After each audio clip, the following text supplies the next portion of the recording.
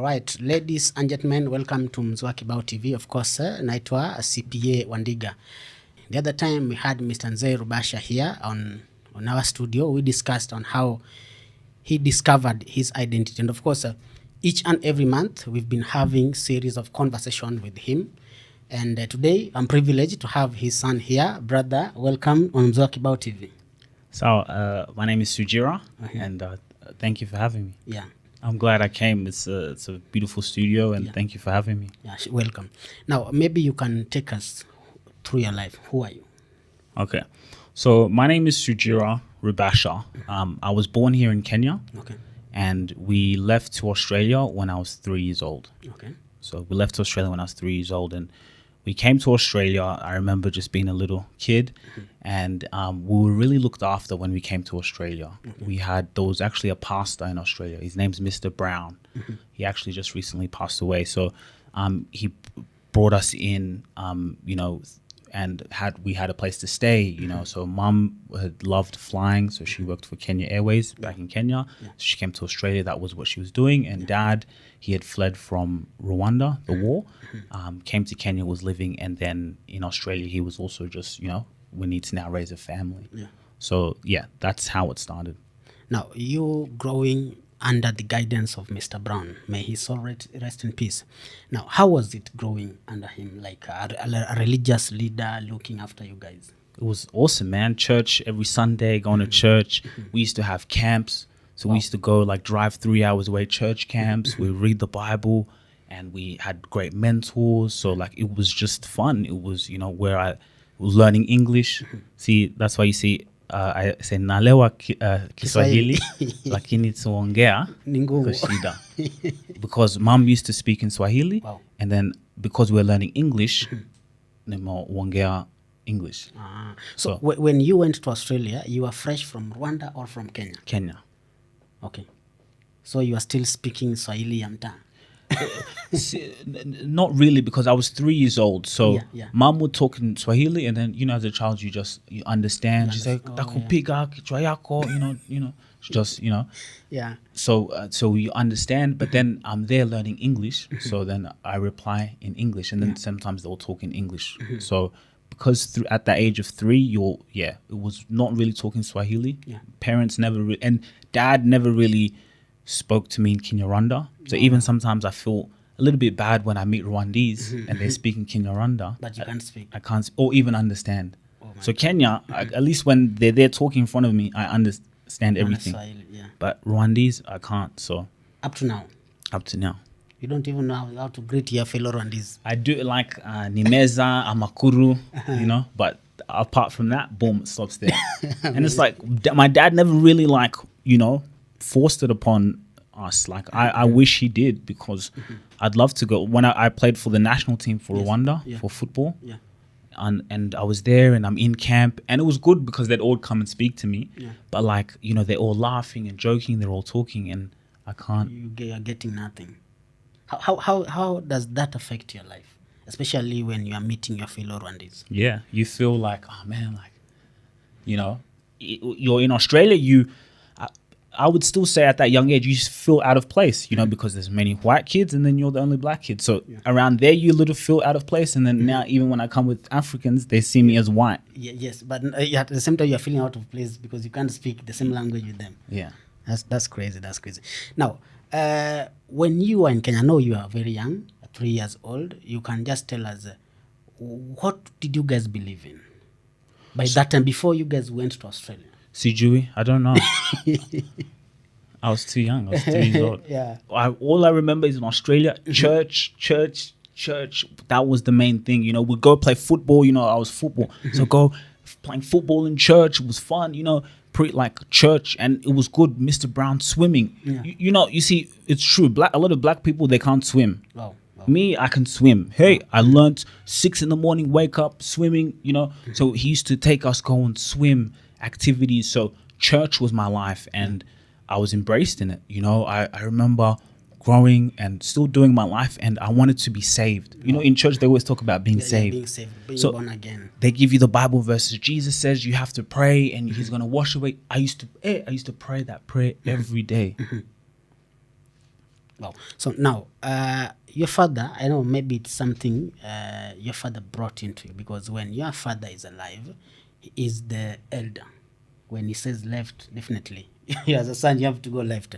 Now, your father believed that there's no Christ and God lives within us. Now, what's your take on that? Well, yes, he does believe that. And when I was about like 18, 19, I used to travel to Europe. So I used to play football, live in Sweden, and I used to read books. Yeah. And there was one author I came across, and his name was Neville Goddard. Everything you see my dad say Yeah. is from Neville Goddard. Wow. So even before my dad came onto this belief, I was reading Neville Goddard's books, and I would read the books, and he would say that you are God. And me, remember, I come from a Christian my whole life. Yes, yes. I tried to be saved. I used to try to be saved. I tried to be good, but it was hard. I wanted to sin. I used to even just swear sometimes, thank God, because I just wanted to sin, but I used to try to be Not to Christian. sin. Yeah, Yeah. not to sin. I tried to be a good Christian, just the way the Bible shows me. Yes, yes. Anyway, so I started reading this book, Neville Goddard, and the reason why I was reading it, because I wanted to be the best footballer I could be. I wanted to be the best footballer. And to be the best footballer, your mind. Yes. All the best players you see today, Yeah. their mind is stronger than everyone else. Wow. So you have to train your mind. So part of training my mind was reading. Yes. So Neville Goddard, he brought the concept of you are God. Anything you see in your imagination, you can create in reality. Yeah. You know, you see yourself playing football on the field, scoring goals. You can create that. It will show you are God. What does it say when God made the world? Let there be light. He spoke and it was done. Yes. How many times do you speak and things happen in your life? Several times. Several times? Yes. What about things that you've imagined? Sometimes they come true. So as a kid, growing up in church, I used to fear of hell Yes. and heaven. Or not, you don't fear heaven, you want to go to heaven. Yeah, Those yeah, were yeah. the biggest fears. So I always grew up thinking that God was like a man in the sky. For sure. I always used to think like, man, the guy in the sky is watching me, you know? Imagine. But no, that's what God is in you. Anything that you do is bad to someone else. People say, God is watching you when no one sees, blah, blah, blah. No, you're watching yourself. When you do something bad, when you go to sleep, you struggle to sleep at night. Say, why did I do that to that person? Why did I talk to that person that way? Why did I speak to that person? You see it. So when Neville Goddard, he started to use the Bible in the book, showing you that the Bible is even telling you that you're God. But the way they translated it was, you black people, there's a God in the sky. That's what they did. So the white people, they said, there's a God in the sky. Yes. You're going to go to there's heaven, just be good, be good for the God. And they knew that they were like that, but they discovered, no, we are gods here on earth. So yes. At what point did you agree with your father in whatever he believed in? As much as you are also reading the book, and of course, he was also reading the book. So those journeys were like that. When I used to read that book, that was like 20 years ago. It was when I was I was 18. I'm 30 years old now. So it was quite a while back. And even him, by the time he started reading these books, it was later on. It was during COVID. So with this whole thing, yes, Dad would talk to me about as a child, you are God, and I just kind of ignore him. He just keeps saying, you are God, you are God. And I'm like, I know where you're reading the book from. So it's like, but I get what you mean. So it was kind of just like, yeah, cool. But then one day I was walking up to my room, and then he said, he used to say my old name. He said, Sugira, I'm removing my name because I thought, why do we have a European name? Why do we have the colonial's name? And he said it to me, and I stopped, and I'm like, he's right. What the fuck? Why the fuck do I have a French name? Straight away, it just made sense.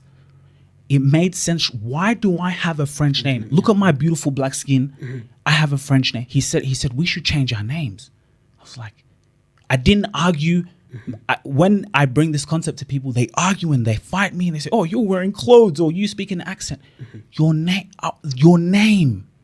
As soon as he said it, I said, he's right, straight away. And then as soon as he said it, then my mind started to say, holy shit, the only way they did this was they used religion.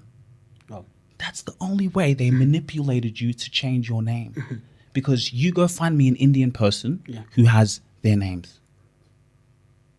They don't have Christian names. Indians. Yeah. Even the British went and colonized them.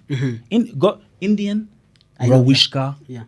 Petal, the Prime Minister of the UK. Google him. He was an Indian man. Yeah. Prime Minister. He has an Indian name. Yeah. Do you know how powerful that is? Yes. Indian name. Yeah. Arabic people. They also created Islam. Go find me somewhere in Dubai, in Saudi, someone there, his name's John or Michael or Matthew or Eve It's really or hard. Joseph, Daniel. We'll find Muhammad, Why? Ahmed. Why? Pride. Like, it just made, I said, as a man, how can I walk to my children, to my family, and I have another man's name? That means I'm his slave. That's basically what that means. In Africa, we were being given names after someone. Maybe someone was doing good to the society or to the family. Now, when he died or when he is still alive, people will honor him by naming a newborn after him. Maybe we were given the Christianity name after people who did good, in Bible stories. Because like Joseph, when you're being called Joseph, definitely, you're the father of Jesus. So now, in your point, you changed from a French name to Rwandi's name, right? Now, what was the French name and what does it mean? The name was Eve, Yves, and it's so crazy because I think about it now. I used to walk and people say, "What's your name?" Eve, and then I'll be like, "It's a French name." I would take pride of a French name. Yeah. And that's exactly why they did it. But anyway, it was Eve, and then what was your question? The meaning. I don't know exactly. How am I supposed to know? Now, the Rwandese name you're having right now, do you know each meaning? Yes. I actually put it in ChatGPT. So Sugira means someone who's wise, someone who's very wise, and someone who thinks about legacy. Wow. Now, when you guys were now deciding that right now we don't believe in Christ, we don't believe in Christianity and stories behind it. Now, was Mr. Brown still alive? Yeah. Did he know about, since you grew through him, you grew in his hands, in his care, and now you are changing from what he believes in to what you believe in. Yet he was there when you were growing, he held your hand at some point. I never brought that conversation to him. Sometimes he'd come and say, "You're going in the ways of hell," and and I just say, "Yeah, because that's his passion, that's his purpose in life." So whatever I say, it can even sound like it's the worst thing you could potentially say. I don't know. So we never had that discussion. It was always about how you doing, life, family, good. What are you doing? I'm doing this. Like, we never even had those conversations. So I never went to church, so I never really saw him in church. But it was the odd times he'd come over. What's up? And that's it. No. So after that, you guys were still, when you meet, you can still chat. Yeah. Wow. Now, have you ever regretted making that decision? Of course, leaving Christ and now. To be honest, only when I come to Africa. Like, even like, for example, I'm with my partner. What I'm saying here is like, even that's where like conflict arises with when it comes to these conversations. So the only time you feel it is when I come to Africa. Oh. Because over there, Muzungus already know it's not real. That's why they don't go to church anymore. So Muzungus, white people, they don't care about it. That's why you see Christians, do you think they fight Muzungus? They don't care. So, not over there, but here, you feel it. Wow. So you're trying to confirm to me what your father told me when he was here, that in Australia, a larger percent of people, they don't go to church. No. Only immigrants. Africans, of course, is the Quran, the Islam. A lot of Africans, they switch sometimes, but anyway, a lot of Africans go Islam. Christians, yes, they go to church, and even a lot of kind of African young people my age. I don't know. I think I've seen some women talk about women. It's a bit easier, but I'm not too sure. But yeah, like white people, they don't go to church. Like the churches, I went to a church to record a content because I do marketing like what you guys do. Okay. And I went to the church and it was all old white people. Wow. All old white people. All. And it was just like 20, 30, that's it. They come, see their grandchildren. Just to see their grandchildren. Well, yeah, just social, like, yeah. Like, it's not, if you look at the population, not many people go to church, no. People are working, or Sunday. Yeah, people are working. Cost of living. Yeah, it's high, so they have to work. Maybe cost of living, that's why they changed it. They don't want to waste a single hour on a Sunday. People are working. People are working. So, every day. Every day. Even a lot of Africans, they're from Kenya, they go to church, but sometimes you're working Sunday, your boss tells you you're not going to go to church. Yes. So, yeah, no, people don't go to church. You'll have to work. Now, when we are saying that God is in our mind, now, who controls when you are doing bad and when doing wrong? So, like, when we say, like, you are God, I'm not saying that I'm the creator of this earth, I'm the Alpha or Omega. Now, God is in your mind and you are God. We have dominion over this earth. Now, I've been in situations, things have happened where it's out of my control. I didn't do anything, but there's been a favor in my life. But Yes. that's also my mind, because my mind has been thinking about this. Sometimes it's not even my mind. Something can just happen. So that's the divinity. I don't know what we call it. That's what God is. God, you walk outside. I was in Mombasa, the sand, the water. That I feel God. So in terms of around my life, I can't explain what I don't know. Yeah. But yeah, Now, who runs your life? who runs my life? Yes. I run my life. How do you run your life? I wake up, I have things on my mind, my God. So every voice that we all have, all of you guys here Yeah. have God in your mind. Maybe that's how the Bible can translate it as the Holy Spirit and da. But your God is in your mind. Your God tells you to do this. Your God tells you to do this. It could tell you to do something that maybe you don't want to do. Everyone has a God inside their mind. So that's what runs my life. Now, you're saying that maybe your mind or your God is telling you something you don't want to do. Now, when you're having a conflict of, of making decisions, when you think you're going to do this, but now God in your mind telling you like what you're going to do is bad. Now, when you make the bad decision, how will the God feel? How does the God feel? Yes. It feels bad How will you know he's feeling bad? because you just feel it. When you do something bad, you're like, oh, why did I do that? And then that's it. You learn. Why are we still waiting for heaven? Because I know a larger percentage of people in the world, they're still Christian, they believe in a certain religious that drives them each and every day. Now, we believe that when you have done something wrong to someone, the people who are waiting, on the judgment day, how God will judge us. But now there are people who are saying, malipo ni hapa duniani. Everything, every good or bad thing you are doing, you'll be paid here before you die. Now, why do we still believe that there's God in heaven and of course is watching over us and is going to make the final judgment of everything we are doing? Yeah, that's how we've interpreted it. In the Bible, this, which has a lot of wisdom, I think Jesus says, the kingdom of heaven is at hand. You can Google where that verse is. As I said, I know the Bible quite well. The kingdom of heaven is at hand. What Jesus was saying was, heaven and hell is here on earth. You do something bad to someone, you live in hell. Trust me. Someone who murders someone, he sees that in his mind every single day. He's in hell, but he's on earth. And that's what I'm saying. Muzungus, they knew this. Heaven is here on earth. Yes. I'm with my family. I'm, having an amazing time. Like, I just lost my father-in-law, Mr. Osur. And, I used to hear amazing stories about he used to cook every weekend for his family. That's heaven. I'm in heaven. I'm cooking for my family. Doesn't have to do with money or thing. No, I'm here. I'm cooking for my family. I'm staying home. I'm not leaving. I'm drinking my whiskey. That's heaven here on earth.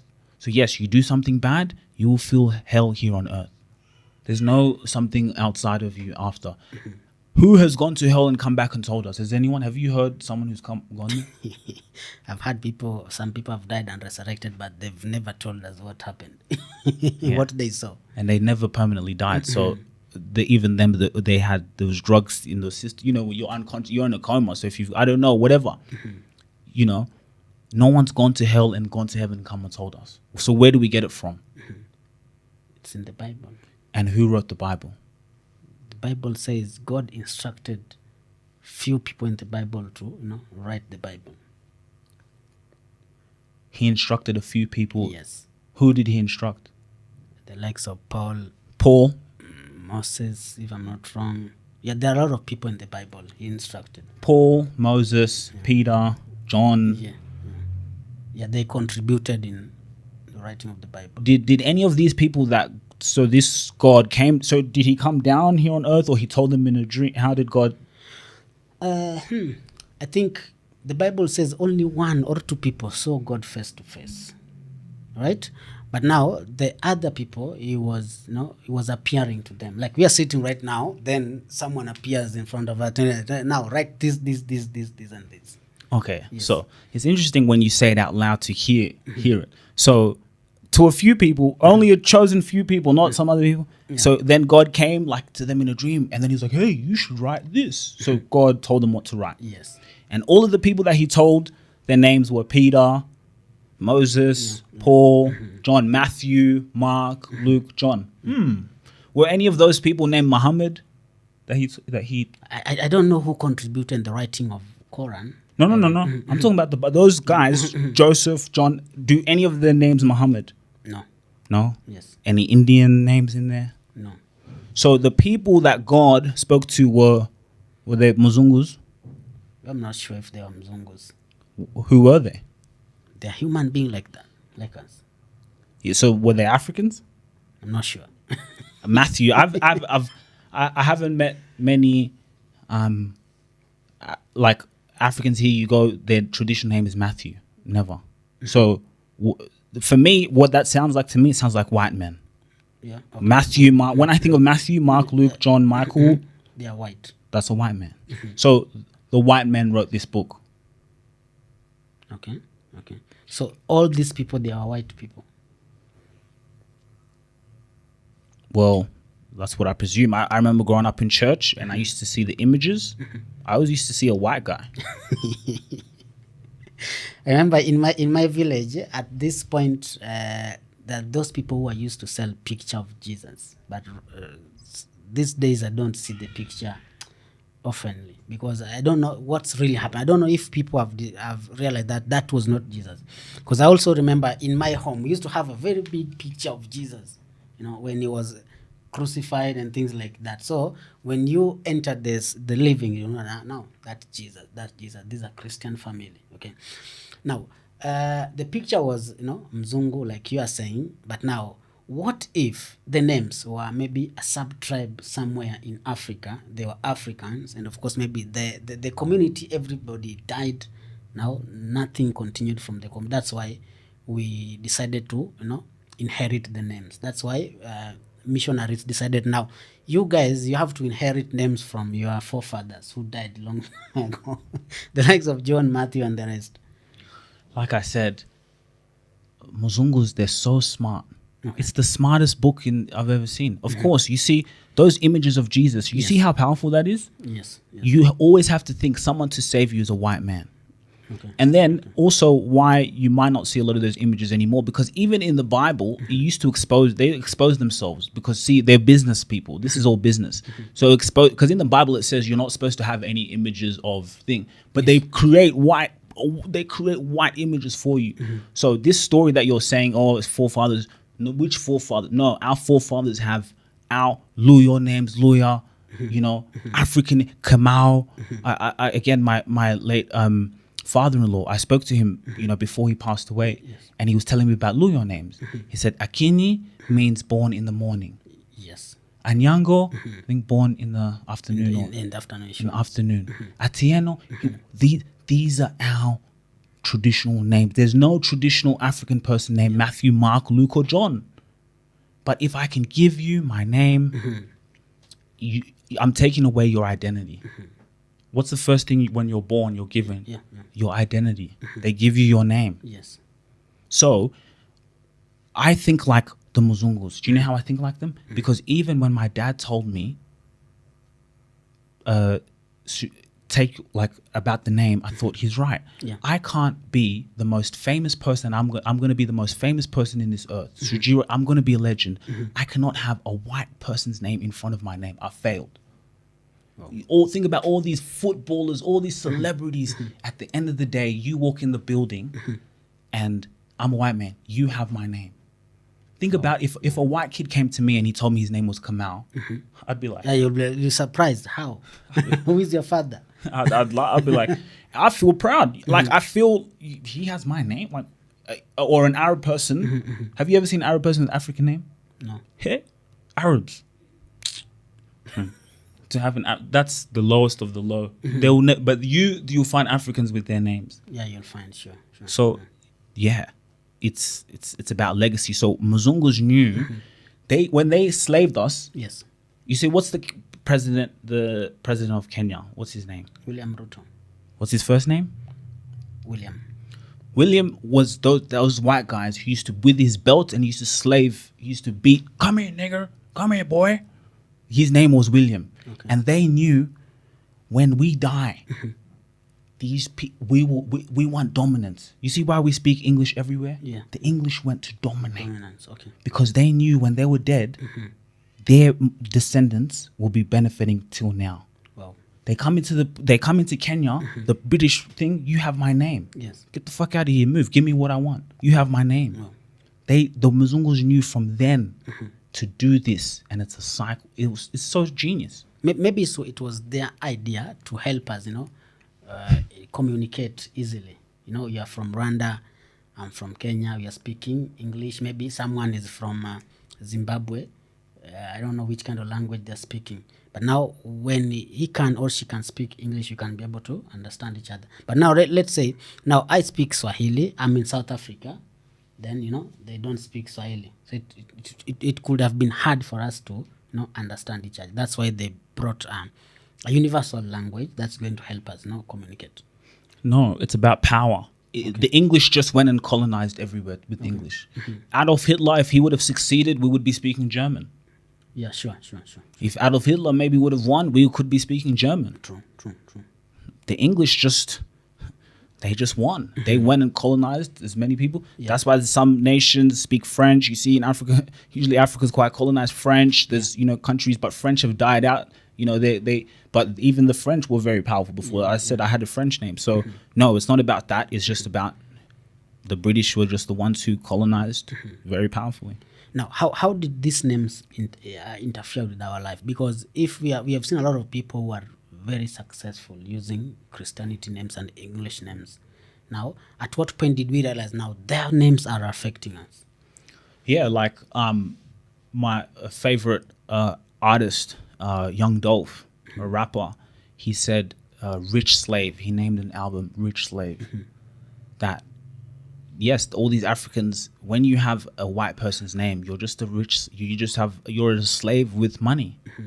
President of Kenya, you're a slave. Yes. If you have another man's name, you're still my slave. Wow.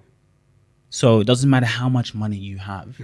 You walking with my name. That's why sometimes I see so many great people and Africans, and then I look at the name, and then even for white people, they must be so proud. No matter how big you guys get, bro, you have my name. Wow. Michael Jackson, Michael. I went to a church and the guy said his name's Michael. Yes. He knew. I said, what does your name mean? See, Mzungu, he knew. He said, Michael, it originates from Scotland. The Scottish. So Michael's a Scottish name. Yes. The Scottish, they colonized, So they give people. So Michael, all these big people, Africans, you come big, but you have someone else's name. No. So now, if we are going to change our names right now to African, to our community names, like you are talking about Akinyi and Aching and Anyango and the rest, now, how are we going to benefit from then after changing the names? Because when you change your name, you understand who you are. Okay. Right? People are always going to do silly things and crazy things, but when you know who you are, then you treat your brother and sister because you know they're also God. Yes. I'll give you an example. I came to Kenya, yes, and there was a protest. Okay. Was there a protest? For the fuel? Yes. There was a protest. Yes. Now I'm doing business. Even my partner said, "Hey, Sugira, you can't leave the house. There's a protest going on." I'm like, "Okay."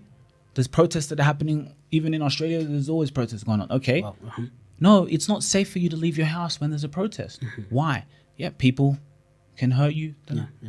So when you don't know who you are, when you don't have your name, you don't know who you are, you will go and hurt your brother and sister. You will go and damage your country, which puts down the economy. Yes. Restaurants are closed. People can't do business. Yes. Who wants to travel? Yeah. You want to go, you're hurting your own brother and sister. So the country falls down. That's why Africa, you can't compare. The streets are dirty. You can't see that in Australia. Wow. The governments, they don't go to church. They know who they are. Yes. So that's why when they get money, they can't steal the money for the people, for the streets, for the country to run and put in their pocket. They know we know who we are. So things spread, and that's why you see it builds. So when you don't know who you are, you don't know your identity. And when you don't know your identity, that's why you see Africans who are Muslim one day, or usually they're Christian one day, then they're Muslims the next. Only that happens to Africans. You can't see that happen with Muzungus. Go try tell a Muzungu to his ancestors built it. I know who I am. My name is Michael. I have pride. Michael's a Scottish name. Why would I remove that for Muhammad? Or no. And I'm going to give my children John and thing, because we know what their names mean. Muzungus know what their names mean. Yes. So at some point, when religious decide to, or we decided to change our religions from maybe from Christian to Muslim, from Muslim to Christianity. Now, by changing your name to in favor of your current religious, how does it affect us? Because I have a Christian name. When I decided to switch to Muslim, definitely I'll have a Muslim name. Now, how does that affect us? How does having switching names affect? Exactly. Especially from the religious way. It's just sad. It just affects you. Okay, do you know how it affects us? Because we are just slaves to other people. So I'll give you an example. Yes. I have someone I know. He went to prison. When he went to prison, there was someone who told him to become a Muslim. Yes. So then he told him, so when I heard about, he had told me, "Oh, I want to become a Muslim." I was, and you know me, I've come from Mr. Brown, and me, I was a Christian, but I used to believe in God. Yes. So how can you tell me you want to be? I want to be a Muslim. You know, you see, that only happens to Africans. Anyway, he goes to jail, then he wants to become a Muslim. Yes. So I was like, why would you want to become a Muslim? It just didn't make sense. I was like, so years later, I said to him, "Let me ask you, when you wanted to become a Muslim?" He said, "Yeah." Who told you? Who was telling you to become Muslim? He said, oh, he was a very nice guy. Then he said, he was Egyptian. He was Arab. So you see, they recruit. Because Africans don't know who they are and they're so weak, we go recruit him. Hey, have you thought? And then what they do is they try to use, look what the English colonization, look what they did to you. You should become a Muslim. Look, Muslim, you don't drink alcohol. Yes. You know, and then this African, then he becomes a Muslim. Then that's how also they use you. You're just, yes, we need to recruit people. Yes. If we can get you speaking Arabic, the Quran, it's in Arabic. The Mecca, it's not in your jungle of Africa. The Mecca is in Saudi Arabia. Speak Arabic. That's why Salam Alaikum, they get you speak, because we need to recruit.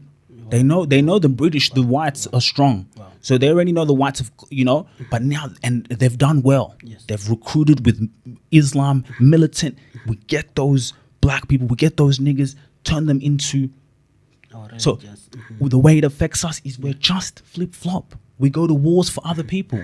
So now, UAE can go to Sudan and say, hey, kill your people, we need your resources. And because his name, when they're going to Sudan, to rebels, his name is also Muhammad. So UAE, here's some money, go kill your people. Muhammad, Allah, go kill your people. They take the resources, take them back to UAE. You go to the UAE and try to tell them to kill their own people to give it. That's how it affects us. That's how. So in short, all these names, all this identity you are given was to give what? To give other people, to make other people superpower. Yeah. Economy.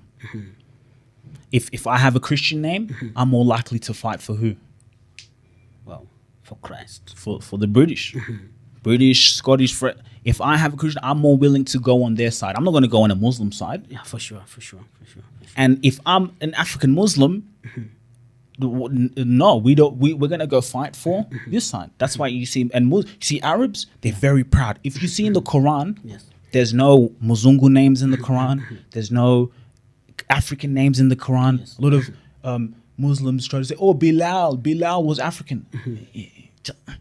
Imagine all Arabic names in the even some I've seen some Africans like Fahad, a name like that. It's not even in the Quran, but an African person has that name. Yes, Fahad. And then they will fight for Islam. You know, Arabics are very proud of who they are. Yes. Arabics, Muhammad. That's why why do you think there's war? Donald Trump bombing Iran, Yeah. the Iran people dying. Why? Because in those Arabic people, they have pride. So they have given Africans that pride. That's why an African Muslim will kill Christian. his own brother any day of the week for them. It's economy. This is a war. Yeah. So those Fahad, Joseph, Daniel, those are our slaves.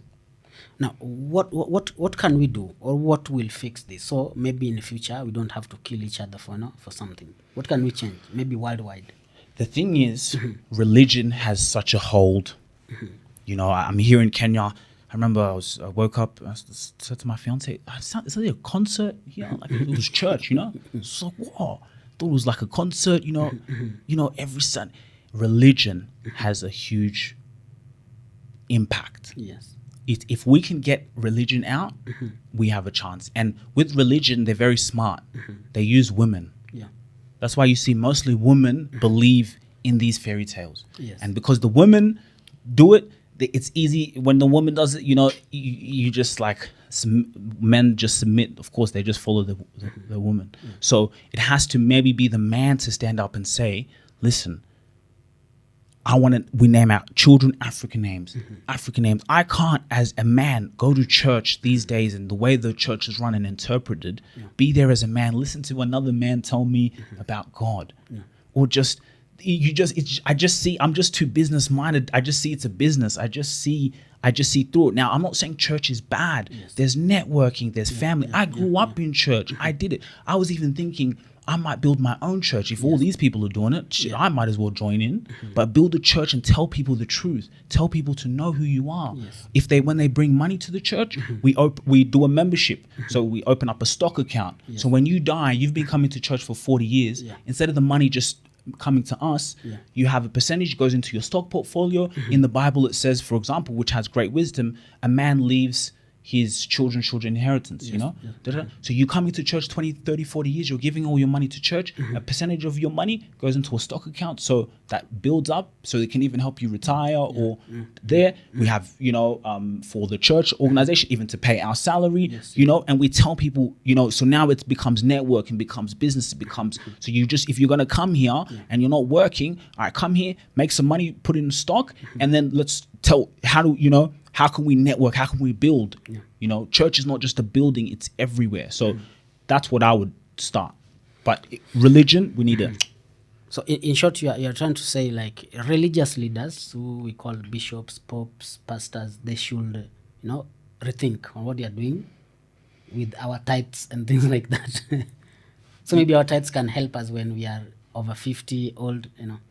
That's what I'm saying. I'm saying if you're going to go to church all your life and then you die poor, then you're a fool. Wow. So, like, you see Muzungus with tithe, they put into their stock account. Okay. A Muzungu doesn't go to church to say, oh, give 10. He puts into his stock account for later on.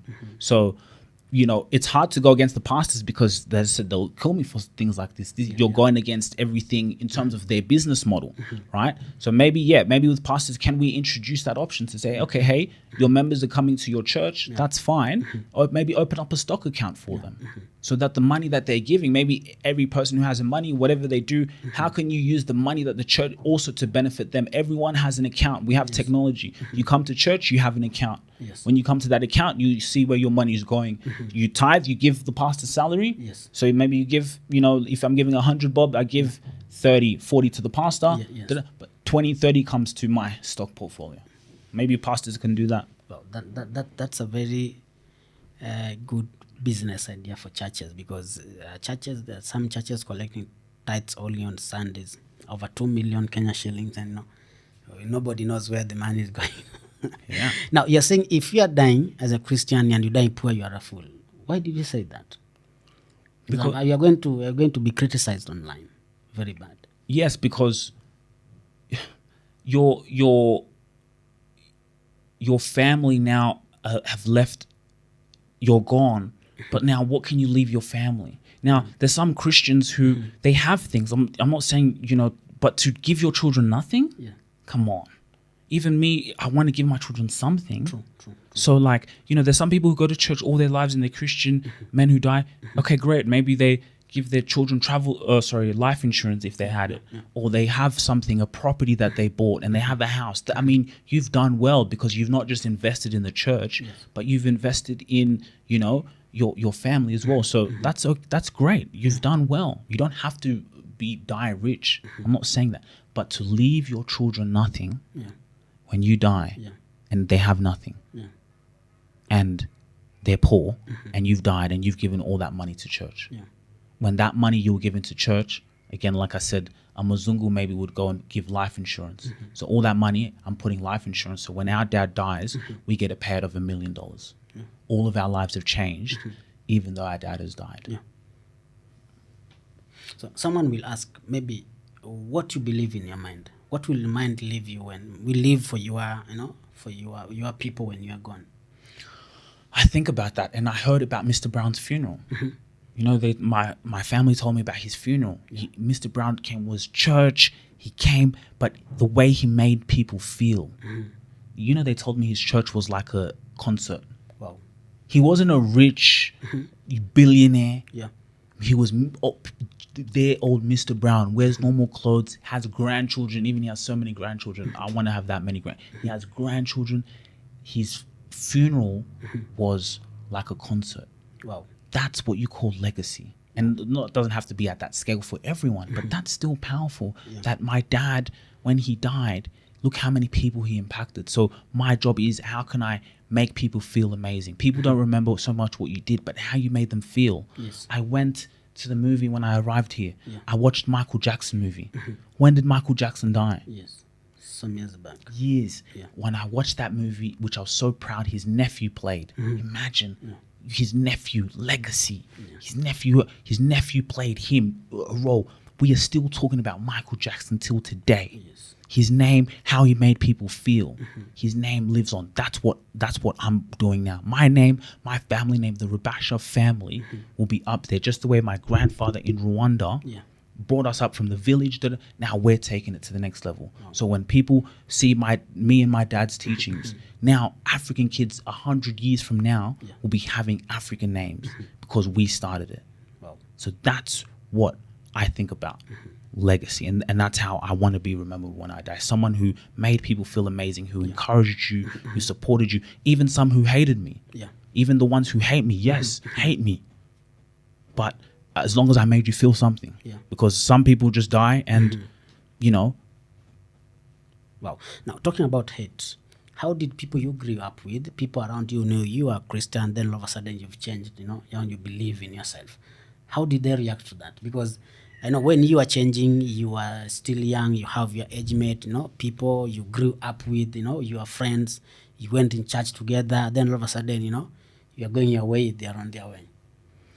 Yeah, so like people in church, not really, they always loved us. Like no matter about God and all the Christian stuff, they always loved us. Yes. So like even till now, we still go to church. If they see this, yeah, they might think in their minds, oh, he's going to hell, but they still like you as a person. So the only real hate I really get is mostly the online and from Africans. I was in a WhatsApp group with a group. I don't even know if I should say their name, but they're kind of good people society. Some African Kenyan in America. I was there. My auntie Shinaka introduced me. They brought me into this WhatsApp group. As soon as I talk about Africans should take back their names, people start kicking off, especially all the older people. And that's why I say the old people will just die like that. That's why I'm not even talking to them. I'm talking to the youth.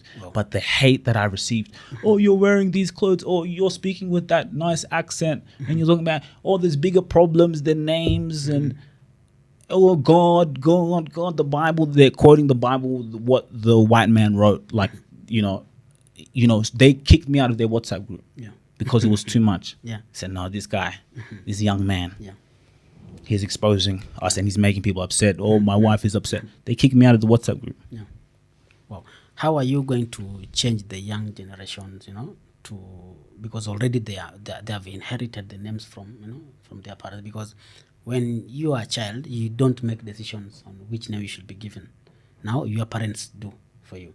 Now, how are you going to make, for the little guys, in front of us, to make them understand now, this is what I believe in, and this is what you guys should do? I could only speak from experience. So like, let's say, example, living in Australia. Yes. When I changed my name, that's when my mind blew. Do you know why? Yes. Because I walk in a building and I'm dressed like this, very good. Then people say, what's your name? Yeah. I say Sugira. Then they all look. They're like, what the fuck?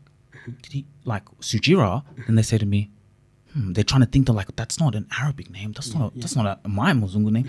Why is his name Sugira?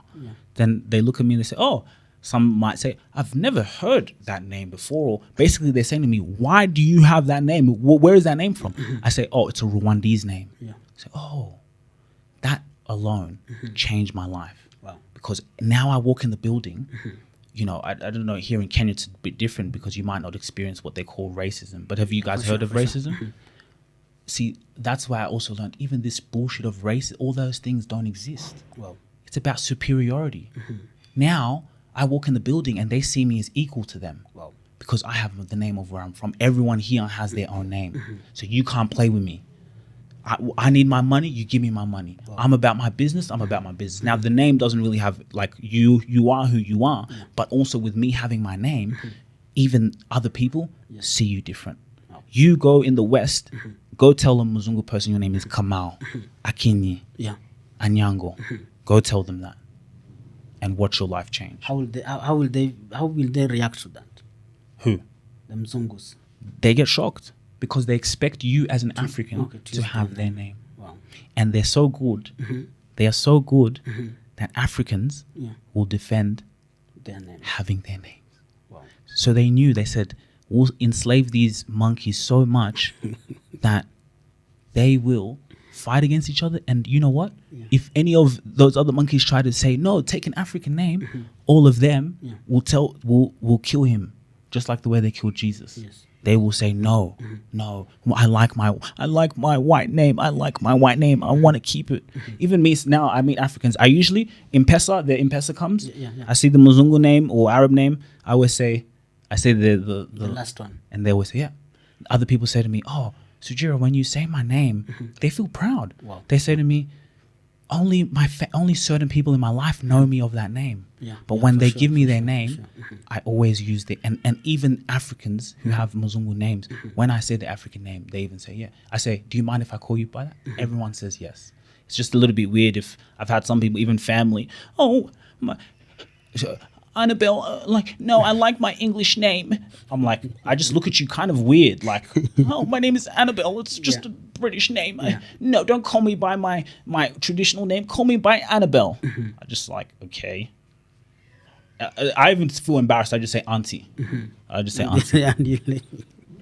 That's crazy. Now, as we are starting, you mentioned about your football career. How is it? So I stopped playing football. I even to say that because I'm someone who I never quit. Okay. Anything like content, I've been doing content. You don't make money, Yeah. but I can never quit. I'll do this till the day I die. So, which is in football is a bit different to business because you know like your body kind of stops. But Yes, yes. I stopped playing, but I always still say I'm still young, I'm still fit. Yeah. I maybe buy a team or I do marketing for a football club, and then I might say, hey, let me play. They'll let me play, and then I still do it. But in terms of doing it like the way I used to do it before, in terms of being a professional footballer, no, business is my alley. So Why did you stop playing football?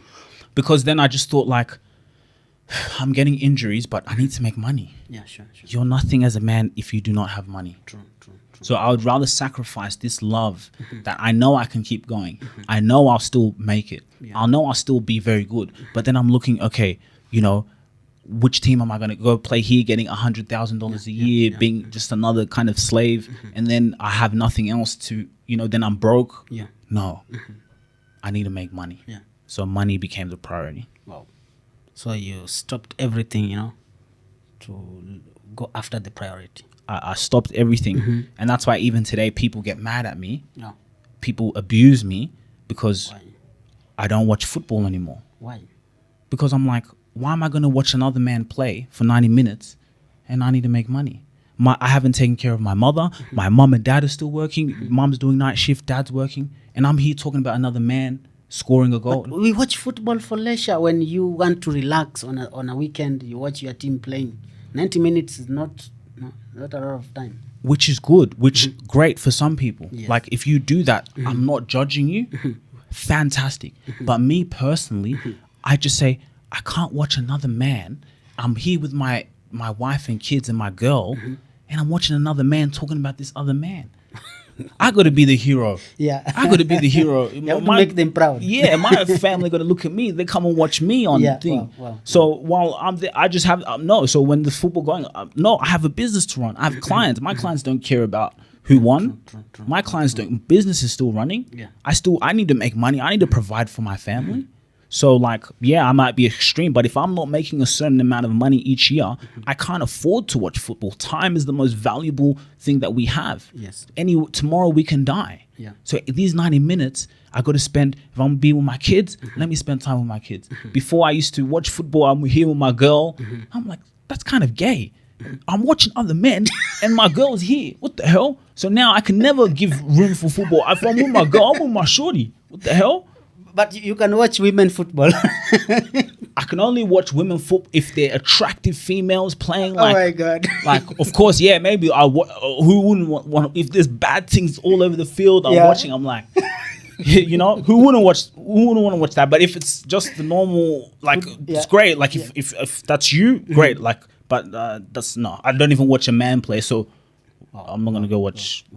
So you don't even watch movies? No, yeah, movies I can do, but movies I see it as also an art form. Because of me, I'm going to create movies one day. Yeah. I'm going to be an actor one day.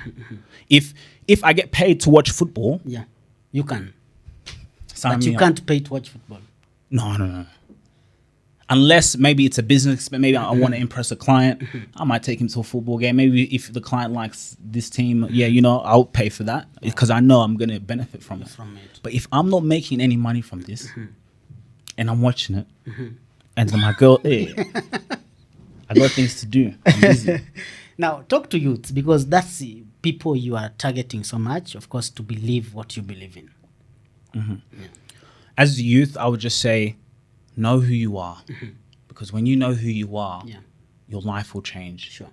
You will walk with purpose. You will make your name come to life. Yeah. You see, my name, Sugira, means someone who's wise. Wow. And I'm very wise as a young person. I'm 30 years old. Like I said, I meet many people who are old, but they're fools.